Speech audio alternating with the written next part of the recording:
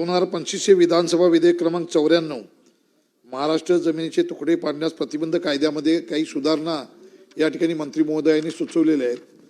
मला वाटतं या संदर्भातली अधिसूचना मागच्या पावसाळ्या अधिवेशनामध्ये सुद्धा आपण मांडली होती आणि त्यावेळी मी काही सूचना केल्या होत्या की विदर्भ आणि मराठवाड्यामध्ये शेतकऱ्यांच्याकडे ज्या जमिनी आहेत त्या होल्डिंग अधिक आहे, ते 4 एकर 5 एकर आहे. परंतु आमच्या पश्चिम महाराष्ट्रामध्ये आणि विशेष करून कोल्हापूर जिल्ह्यामध्ये आमच्या पश्चिम भागामध्ये 20 गुंठ्याच्या आतले शेतकरी आहेत आणि 1 एकराच्या आत 20 गुंठ्याच्या आत किमान 25% 40% शेतकऱ्यांच्या जमिनी या 20 गुंठ्यांनी 1 एकराच्या आत आहेत आणि त्यांच्यामुळं त्यांच्यामध्ये वाटणीपत्र करत असताना एका घरामध्ये आता 4-4 मुलं झाली आहेत. वाटणीपत्र या ठिकाणी होत नाही. आता 15 गुंठ्याचा आपला हा नियम आहे. मला वाटतं अनेक केसेस या महसुली ऑफिसमध्ये तहसीलदारांच्याकडे वाटणीपत्राला प्रलंबित आहेत. कारण 15 गुंठे यात असेल तर तहसीलदार सांगतात की तुम्ही 10 गुंठ्याचा एक गट करा, 15 गुंठ्याचा एक गट करा आणि एक 5 गुंठ्याचा करा. असं होत नाही. अनेक ठिकाणी 4 भावांनी काही जणांनी एखाद्यानं जमिनीचा तुकडा विकलाय, तर 15 गुंठ्याचा गट जर असेल मंत्री महोदय तर त्याच्यामध्ये जो विकत घेणार आहे त्याला तिथं जाता येत नाही, कारण त्याला दिशा दिलेली नसती. एका गटामध्ये असल्यामुळे अ ब क नसते, त्याला दिशा देता येत नाही. आणि मला वाटते खऱ्या अर्थानं हा जर आपण बघितला असेल, हा तर 1966 मध्ये जर आपण हा नियम केला होता, तुकडेबंदी कायदा का लागू केला होता, तर राज्यातील शेती जमिनीचे तुकडेबंद पाडण्यास प्रतिबंध करण्यासाठी शेती जमिनीवर अधिक चांगली लागवड प्रयोजनासाठी व्हावी आणि एकत्रित शेती व्हावी हा मूळ हेतू होता.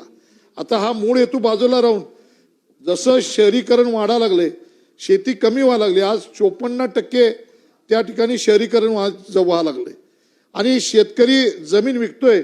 याच्यासाठी तुकडेबंदी कायदा आणला होता. परंतु आता आपण बघितलं असेल तर हा कायद्यामध्ये बदल जो आपण करतोय तो नगरपंचायत, नगरपालिका, प्राधिकरणच्या एरियामध्ये 200 मीटर बाहेर अंतरावरती आपण या तुकडेबंदी कायद्याला रिलॅक्सेशन दिले. तर मी मागच्याही सुद्धा मागणी केली होती की आमच्या पश्चिम भागामध्ये, कोल्हापूर जिल्ह्यामध्ये आणि विशेष करून पश्चिम महाराष्ट्रामध्ये ज्यांचं होल्डिंग कमी आहे, आज एका घरामध्ये 3 जण झाले असतील किंवा कुणी विक्री केला असेल तर सगळे दस्त थांबलेले आहेत. खऱ्या अर्थानं या ठिकाणी सामान्य कुटुंबातल्या माणसाला याचा फायदा व्हायचा असेल तर त्या ठिकाणी हा तुकडेबंदी कायदा रद्द करणं गरजेचं आहे. आणि मला वाटतं या शेतकऱ्यांना खऱ्या अर्थानं त्यांची जमीन विक्री करायची असेल किंवा एकामेकामध्ये आपल्याला वाटणीपत्र करायचे असेल तर याला रिलॅक्सेशन द्यावं अशी मी मागणी केली होती मागच्या पावसाळ्या अधिवेशनामध्ये. त्यावेळी आपण बावनकुळे साहेब आपण त्यावेळी सांगितलं होतं की आपण ही सूचना SOP मध्ये द्या. आपण SOP मध्ये सूचनाही त्यावेळी टाकल्या होत्या, परंतु याच्यामध्ये ही रिलॅक्सेशन आलेलं नाही.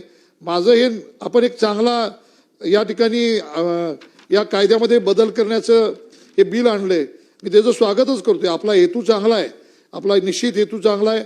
मला वाटतं की आपण चांगल्या पद्धतीनं कामकाज करताय. अनेक ठिकाणी आपण महसुली खात्यामध्ये चांगले निर्णय घेतलेत आणि आपण अनेक बदल या ठिकाणी केलेत. मला वाटतं की या ठिकाणी मी ज्या सूचना केलेत, हा तुकडेबंदी कायदा शेतकऱ्याच्या 15 गुंठे जी जमिनीची आट लावली ती शेतजमीनमध्ये जर वाटणीपत्र असेल किंवा खरेदी विक्री करायची असेल तर त्याला परवानगी द्यावी आणि या ठिकाणी यामध्ये या जे आपलं आता आपण जो बिल मांडतोय याच्यामध्ये ही सुधारणा ॲड करून हे बिल मंजूर करावं अशा पद्धतीची मी आपणाला विनंती करतो. शेवटचं बोलू दे.